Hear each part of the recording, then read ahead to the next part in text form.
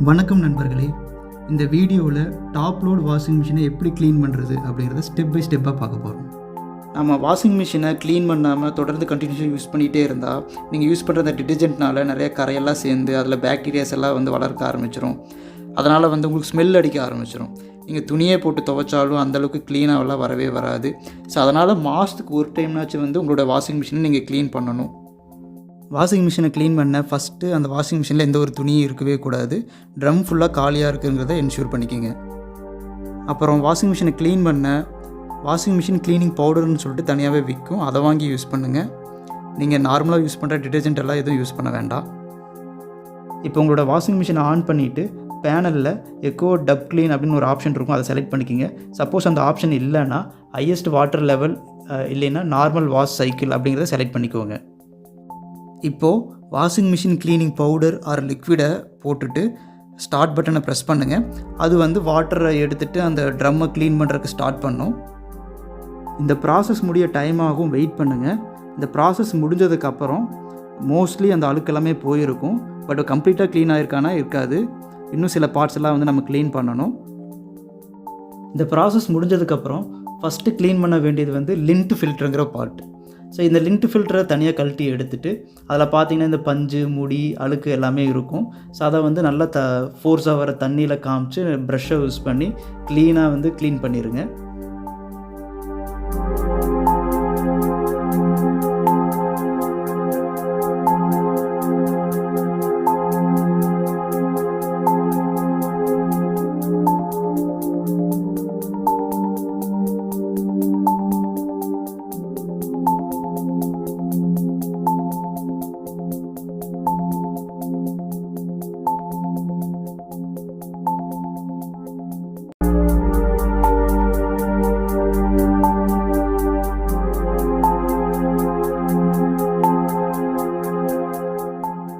செகண்டாக இந்த டிட்டர்ஜென்ட் போடுறோம் இல்லையா அந்த இடம், ஸோ அந்த பார்ட்டையும் தனியாக கழட்டி ஸோ அங்கேயும் ப்ரஷ் எல்லாம் யூஸ் பண்ணி அதையும் ப்ராப்பராக க்ளீன் பண்ணி மறுபடியும் இன்சர்ட் பண்ணிடுங்க.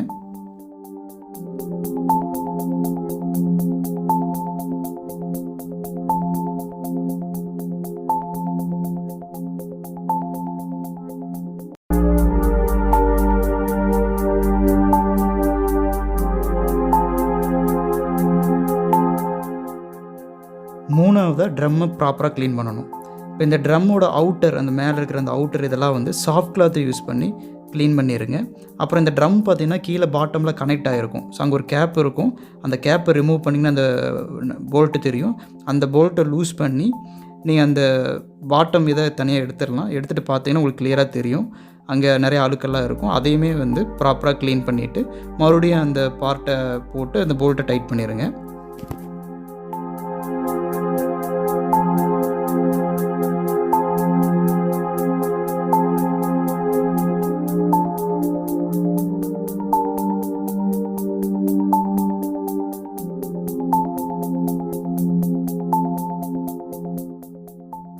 ஃபோர்த்தாக வாட்டர் இன்லெட் பார்ட்டு. ஸோ அந்த வாட்டர் பைப் லைன் உங்களுக்கு கனெக்ட் ஆகிருக்கும் இல்லையா வாஷிங் மிஷினில், அந்த இடத்துல லூஸ் பண்ணி பார்த்தீங்கன்னா அங்கே 2 ஃபில்டர் இருக்கும். அந்த 2 ஃபில்டரில் பார்த்தீங்கன்னா நிறையா அந்த போர் மண்ணெல்லாம் அடைச்சிருக்கும். ஸோ அதை தனியாக எடுத்து மறுபடியும் ஒரு ஃபோர்ஸாக இருக்கிற வாட்டரில் காமிச்சு ப்ரஷ் எல்லாம் யூஸ் பண்ணி க்ளீன் பண்ணிவிட்டு எகைன் அதை அதிலே இன்செர்ட் பண்ணி மறுபடியும் டைட் பண்ணி க்ளோஸ் பண்ணிடுங்க.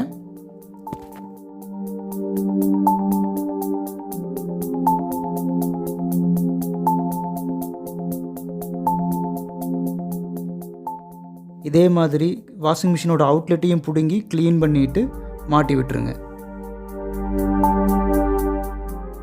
லாஸ்ட்டாக வாஷிங் மிஷினோட அவுட்டர் சைட்ஸ் அந்த டாப் டோரு அதுக்கப்புறம் சைட்ஸ் எல்லாமே நீங்கள் ப்ராப்பரான ஒரு சாஃப்ட் கிளாத்தை வச்சு க்ளீன் பண்ணிடுங்க.